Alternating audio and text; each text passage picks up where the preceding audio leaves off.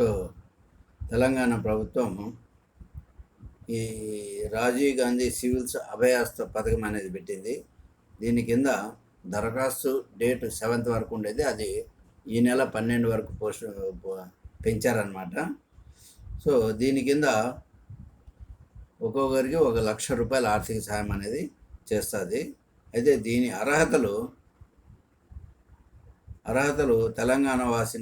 తెలంగాణ రాష్ట్ర శాశ్వత నివాసి ఉండాలి.